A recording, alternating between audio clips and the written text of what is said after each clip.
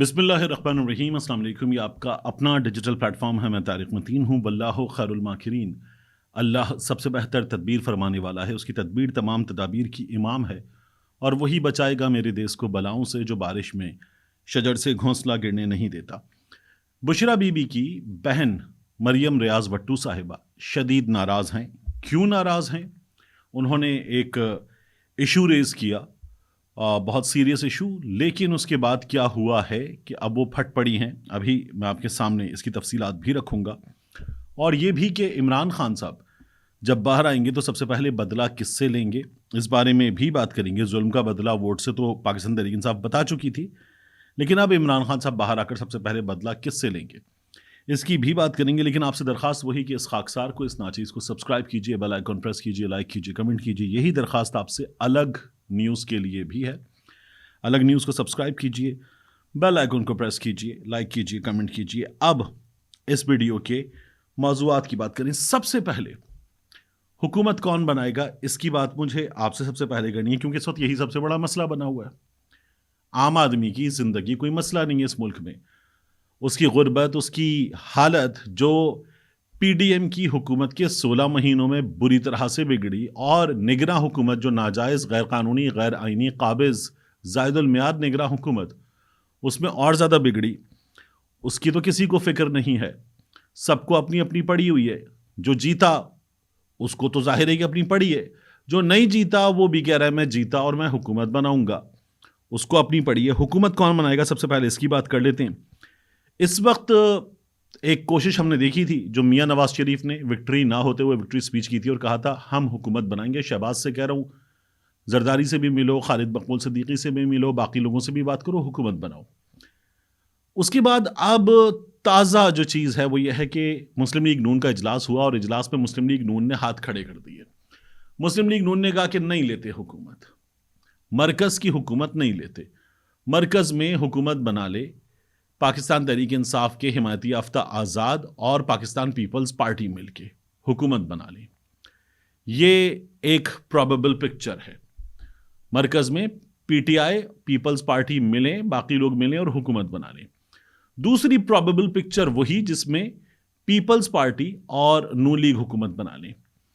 تیسری probable picture یہ ہے کہ اس ملک میں یہ جو سیٹ اپ ہے یہ کنٹینیو کرے۔ یہ ویسے ہی ناجائز، غیر قانونی، غیر آئینی، زائد المیعاد ہے، قابض ہے، یہ کنٹینیو کرے۔ اس کے لیے کیا کرنا ہوگا؟ اس کے لیے یہ بتا کر کہ ان انتخابات کے نتیجے میں معاف کیجیے گا، مینڈیٹ نہیں ملا۔ اب چونکہ مینڈیٹ نہیں ملا، اس لیے اس حکومت کو کنٹینیو کیا جائے کچھ وقت کے لیے، عدالت اجازت دے دے اور ہم آگے چلیں۔ صوبے میں جو حکومتیں بن رہی ہیں وہ بن جائیں، مرکز میں یہ حکومت کنٹینیو کرے۔ یہ ایک خیال کہیں سے آیا ہے اور پچ کیا جا رہا ہے۔ اب اس میں پرابلم یہ ہے کہ جب صوبوں میں حکومتیں بن جائیں گی تو مرکز کی حکومت کے پاس مینڈیٹ کے نام پر کیا رہ جائے گا، یہ ایک بحث ہے۔ اور یہ جو ایم این ایز ہیں ان کا کیا ہوگا، تو اس کا بھی ایک حل نکالنے کی کوشش کی جا رہی ہے۔ ایک آپشن یہ ہے۔ اب ان تمام آپشنز کے بیچ کیا پاکستان تحریک انصاف اور پیپلز پارٹی کی حکومت بن سکتی ہے؟ نہیں بن سکتی، نہیں بن سکتی، کیونکہ عمران خان اگر پیپلز پارٹی کے ساتھ مل کر حکومت بنائیں گے تو یہ عمران خان کی سیاسی موتیں نہیں ہو سکتا۔ نون اور پی پی کی حکومت میں پرابلم کیا ہے؟ نون والے کہتے ہیں کہ حکومت میں پاکستان پیپلز پارٹی وزارتیں لے، حصہ لے پورا، پھر حکومت میں آئے، ہمیں حکومت بنانے دے اور خود کچھ اہم عہدے لے کر سائٹ پہ بیٹھ جائے۔ یہ نہ ہو، کیونکہ اس حکومت کے بننے کے بعد مشکل فیصلے کرنے ہیں اور کباڑا ہونا ہے تو وہ پھر ہمارا ہوگا۔ نون لیگ کہتی ہے نہیں، پھر ہمیں حکومت نہیں بنانی، ہم صوبے میں حکومت بنا لیں گے۔ ایک سچویشن یہ ہے۔ پاکستان پیپلز پارٹی خوش ہے، پی ٹی آئی حکومت بناتی تو ان کی ضرورت ہے، نون لیگ حکومت بناتی ہے ان کی ضرورت ہے، صوبہ پاکستان پیپلز پارٹی کے پاس موجود ہے، صوبہ پی ٹی آئی کے پاس موجود ہے، صوبہ نون لیگ جو ہے وہ بھی دعویٰ کر رہی ہے کہ وہ جیت گئی ہے۔ سب سے بڑی سچویشن یہ ہے کہ عمران خان صاحب یہ کہتے ہیں کہ جو ہماری سیٹیں ہیں وہ ہمیں دے دیجیے۔ اب یہ بنتی ہیں 179 سیٹس، آلموسٹ 180 سیٹیں۔ اگر یہ مل جاتی ہیں اور اس کے بعد پاکستان تحریک انصاف کسی کو جوائن کر کے اپنی مخصوص نشستیں لے لیتی ہے تو پھر تو کباڑا ہے سب کا۔ یہ بھی قابل قبول نہیں ہے جب پہلے ہی یہ شور مچا ہوا ہے کہ مقبولیت ہے قبولیت نہیں ہے، تو یہ بھی نہیں ہو سکتا، تو پھر ہوگا کیا؟ اب ایک مسئلہ ہے نئے انتخابات، تو نئے انتخابات بھی ایسے ہونا بہت مشکل ہے، یہ اس وقت کی سچویشن ہے۔ اب اس پر مزید کیا بحث کرنی، میں نے آپ کو بتا دیا کہ کیا ہو سکتا ہے کیا نہیں ہو سکتا، ٹھیک ہے۔ اب ان حالات میں عمران خان صاحب نے جیل میں اپنی سیاسی ٹیم سے ملاقات کی ہے، اس میں لطیف کھوسہ صاحب ملے، لاہور سے سیٹ جیتے ہیں، عامر ڈوگر صاحب چیف وپ وہ ملے ہیں، علی محمد خان صاحب جو پروبیبل تھے پی ایم کے سلاٹ کے لیے پاکستان تحریک انصاف کی طرف سے نام، علی محمد خان صاحب کا نام بھی اس میں شامل تھا، علی محمد خان صاحب ملے۔ اس کے بعد علی محمد خان صاحب نے عمران خان صاحب کی تھاٹ ٹویٹر پہ رکھی ہے کہ عمران خان صاحب کیا سوچ رہے ہیں۔ وہ کہتے ہیں کہ اڈیالہ جیل میں خان صاحب سے ملاقات ہوئی ہے، سردار لطیف کھوسہ، محمد عامر ڈوگر صاحب بھی موجود تھے، عمران خان صاحب کی صحت اچھی تھی، حشاش بشاش لگ رہے تھے، تقریباً آدھا گھنٹہ ملاقات رہی، اپنے لیڈر سے اتنی عرصے بعد ملا، بہت اچھا لگا، مردان کی تاریخی جیت کا سن کر بہت خوش ہوئے، اڈیالہ میں میرے جیل کے دنوں کے احوال کا بھی ان کو پتا تھا اور خوش تھے کہ آپ نے جواں مردی سے جیل کاٹی۔ پوچھا اسیری کے کتنے دن تھے، ان کو بتایا 78 دن تھے۔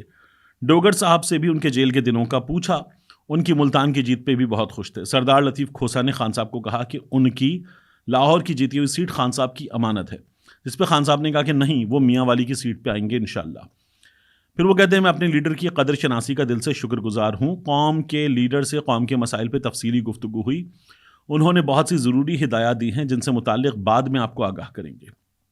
اب یہ مدعے پہ آتے ہیں، کہتے ہیں سب سے بڑی بات جو خان صاحب نے کی ہے وہ یہ ہے کہ پاکستان تحریک انصاف اقتدار میں آ کر فتح مکہ ماڈل پہ جائے گی۔ فتح مکہ میں کیا ہوا تھا؟ نبی کریم صلی اللہ علیہ وآلہ وسلم، ہمارے ماں باپ، ہماری اولاد ان پر قربان کہ اس کے بغیر تکمیل ایمانی ہوتی نہیں، تو نبی کریم صلی اللہ علیہ وآلہ وسلم نے عام معافی کا اعلان کر دیا۔ جس نے گھر کا دروازہ بند کیا اس کے لیے معافی ہے، جس نے حرم میں پناہ لی اس کے لیے معافی ہے، جو ابو سفیان کے گھر چلا گیا اس کے لیے معافی ہے۔ تو نبی کریم صلی اللہ علیہ وآلہ وسلم نے عام معافی کا اعلان کیا تھا۔ یہ کہہ رہے ہیں علی محمد خان صاحب کہ عمران خان صاحب اقتدار میں آ کر فتح مکہ ماڈل پہ جائیں گے، عام معافی کا اعلان۔ ہم کوئی سیاسی انتقام نہیں لیں گے، آگے اسی کو ایکسپلین کرتے ہیں، بلکہ ملک و قوم کی خاطر، ترقی کی خاطر ہم ملک اور قوم کو آگے لے کر جائیں گے۔ پھر وہ کہتے ہیں خان صاحب نے نیلسن منڈیلا کے ٹروتھ اینڈ ریکنسیلیشن کا بھی حوالہ دیا، یعنی پھر وہی کہ ہم تمام چیزوں کا حساب کر لیں، حساب کرنے کے بعد یہ ہماری تاریخ کی سچائیاں ہیں اور اس کے بعد ہم آگے بڑھیں، سب چیپٹر کلوز کریں، آگے بڑھیں۔ پھر وہ کہتے ہیں ملک کو آگے لے جانے کے لیے سچ، معافی اور درگزر کی طرف جانا ہوگا۔ تحریک انصاف اقتدار میں آ کر انتقام نہیں، سیاسی استحکام اور ترقی کی طرف پاکستان کو لے کر جائے گی انشاءاللہ۔ قوم کے لیڈر کی سوچ اور بڑے دل کو سلام ہے، پاکستان زندہ باد۔ یہ علی محمد خان صاحب نے عمران خان صاحب کی سوچ بتائی ہے کہ عمران خان صاحب انتقام نہیں لیں گے۔ یہی باتیں نون لیگ کرتی تھی، انتقام نہیں لیں گے، لیکن میاں نواز شریف صاحب جو ہیں پاکستان کے سب سے زیادہ منتقم مزاج سیاستدان ہیں، اس پر اکثریت سے وہ صحافی جن کو قریب سے جانتے ہیں وہ ایگری کرتے۔ تو اب عمران خان صاحب جو ہیں وہ یہ بتا رہے کہ سب درگزر کر کے آگے بڑھا جائے گا۔ یہ بندہ جیل میں اپنے 200 دن مکمل کر رہا ہے اور یہ بندہ سب درگزر کر کے آگے بڑھنا چاہتا ہے، علی محمد خان صاحب یہ بتا رہے ہیں۔ یہاں میں آپ کے سامنے جو ہے وہ ایک چیز اور رکھنا چاہوں گا، یہ چیز جو ہے وہ بشرا بی بی کی بہن مریم ریاض بٹو نے بتائی، اس سے پہلے بھی انہوں نے بتائی تھی، ہم نے الگ نیوز پہ ایک ڈیٹیلڈ ویڈیو کی تھی۔ بشرا بی بی کی بیٹی گئیں اور بنی گالا انہوں نے جا کر بشرا بی بی سے ملاقات کی۔ انہوں نے بتایا کہ بشرا بی بی کی حالت بہت خراب ہے، ان کو کچھ دن پہلے کچھ کھانے کو دیا گیا اور اب اس واقعے کو 7-8 دن ہو رہے ہیں۔ ایک پولیس والی نے ان کو کچھ کھانے کو دیا، انہوں نے وہ کھانا کھایا، اس سے ان کا حلق اور ان کا معدہ سب جل گیا۔ یہ بھی کہا جا رہا ہے کہ کچھ ایسڈ جیسی چیز تھی، سب جل گیا اندر سے۔ بشرا بی بی کی حالت بہت بری ہے، اور وہ پولیس والی جس نے انہیں کچھ کھانے کو دیا تھا، وہ پولیس والی جو ہے وہ یہ کھانا ان کو دینے کے بعد غائب ہو گئی ہے۔ یہ بہت سیریس معاملہ ہے کہ وہ غائب ہو گئی ہے۔ اب مریم ریاض بٹو صاحبہ جو ہیں، جنہوں نے پورا کیس بتا دیا تھا اور کہا تھا کہ اس معاملے کو دیکھا جائے، انہیں فوری طبی امداد دی جائے، وہ یہ بتاتی ہیں دوبارہ ٹویٹر پہ آ کے کہ no medical help provided Bushra Imran Khan was given something in her food around 7 days ago, which resulted in severe wounds in her throat and stomach. जो मैंने आपको बता दिया. We, यानी फिर उसके बाद उन्होंने लिखा family members suspect the food was poisonous and her life is in danger. खाना जहरीला था, उनकी ज़िंदगी ख़तरे में है. We came to know about her condition just yesterday. जो मैंने आपको तमाम तफसीलात से बताया था, अलग न्यूज़ पे भी बताया था. और फिर आगे वो कहती हैं as family and the lawyers were not allowed to meet her for 10 days. 10 दिन बुशरा बीबी जो है वहाँ पर, वो तमाम लोगों से उनको दूर रखा गया, उन तक एक्सेस नहीं दिया गया था. Unfortunately, no medical help has been provided to her so far. This is criminal. आगे वो कहती है PTI official must call an urgent press conference and raise this to the authorities. फिर आगे उन्होंने रायन ग्रिम को, ये इंटरसेप्ट के सहाफ़ी हैं, अल जज़ीरा को, BBC को, CNN को, पाकिस्तान तहरीक इंसाफ के लोगों को और कुछ सहाफ़ियों को टैग करके ये बात की है. आगे वो एक और बार कहती हैं कि it is very sad that despite our raising the matter with jail authorities and the media, no medical help has been provided to Bushra Imran Khan. This is cruel and PTI official must hold a press conference. अच्छा, फिर उसके बाद उन्होंने party के कुछ लोगों को tag किया है. अब एक सवाल है यहाँ पर कि अगर यही सिचुएशन होती इमरान खान साहब के साथ तो पाकिस्तान तहरीक इंसाफ वाले क्या कर रहे होते. ये भी बुशरा बीबी की बहन ने ट्विटर पे उठाया. वो कहती तब बहुत मुख्तलिफ हाल होता. इमरान खान साहब की अगर ये हालत होती तो पाकिस्तान तहरीक इंसाफ का रिएक्शन बहुत मुख्तलिफ होता. और इमरान खान साहब तक ये इत्तलात पहुंच रही हैं. इमरान खान साहब ने अपनी करीब तरीन टीम से जो उनसे मिलने गए उनसे भी कहा कि इस मामले को उठाएं. और बुशरा बीवी जो हैं वो जब वहाँ पर मौजूद हैं तो मैंने आपको बताया था, इंतज़ार हुसैन पंजुता साहब कहते हैं कि हमारे तो घर पे कब्जा हो गया है और घर के मुलाजमीन को भी निकाल दिया है. बुशरा बीबी अपने घर में सब जेल की तरह नहीं है, वो एक कमरे तक महदूद कर दी गई हैं.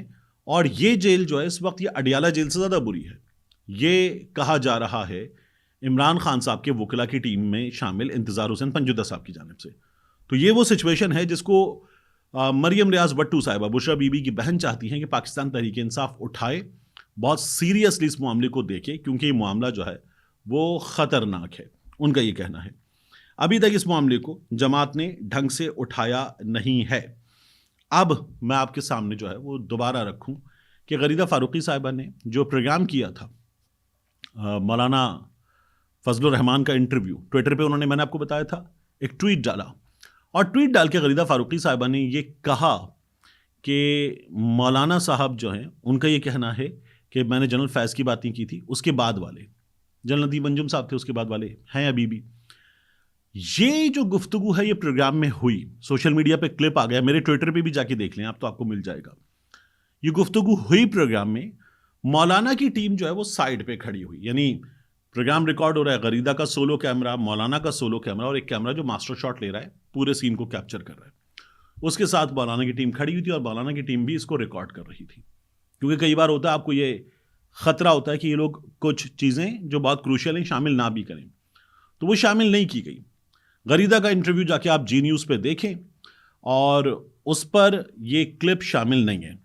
गरीदा ने बात शुरू की और ये जो उसके बाद वाले, जनरल फैज़ नहीं, उनके बाद वाले, ये चीज़ माइनस हो गई उसमें से. फिर बाद में जब ये क्लिप रिलीज़ कर दिया मौलाना की टीम ने और कहा ये गलत कर रहे, एक गलती हुई थी, हम उसकी क्लैरिफिकेशन दे रहे हैं, तमाम चीज़ें बता रहे हैं, और एक अहम ऑफिसर के नाम के हवाले से जो बात हो रही है वो नाम भी हम ले रहे हैं, तो फिर इसको क्यों यहाँ से डिलीट किया जा रहा है. ये बात की गई. गरीदा ने ट्वीट भी डिलीट किया था, प्रोग्राम से भी डिलीट कर दिया. मैंने तब भी कहा था आपसे देखना पड़ेगा, तो प्रोग्राम में भी शामिल नहीं किया गया. फिर GTV ने जब ये देखा कि सोशल मीडिया पे बड़ी थू हो रही है तो उन्होंने वो क्लिप अलग से पोस्ट कर दिया. मेन प्रोग्राम में तो आपने डाला ही नहीं, जब सोशल मीडिया पे इज्जत अफजाई हुई तो आपने अलग से वो क्लिप जो है वो पोस्ट कर दिया. तो ये जो गरीदा फारूकी साहिबा बात करती हैं बार बार, कहाँ हैं आपके उसूल सहाफ़त के, कहाँ हैं आपकी सहाफ़ती बहादुरी. इमरान खान के बारे में, एक सियासतदान के बारे में जो जेल में बैठा हुआ, आप मुसलसल लगी रहती है ख़त्म शुद ख़त्म शुद ख़त्म शुद. एक ऑफिसर का नाम वो भी आपने नहीं लिया, कम ऑन, आपने नहीं लिया, वो किसी और ने लिया था तो वो ओनस भी उस पर था, आपने वो उड़ा दिया. नसीम ज़हरा साहिबा के प्रोग्राम में चल गया. फ़र्क यह है कि नसीम ज़हरा साहिबा ने इस तरह का ट्वीट नहीं किया था, आपने ट्वीट कर दिया, तो फिर ये हुआ कि प्रोग्राम में भी अगर है तो निकाल दिया जाए, निकाल दिया गया.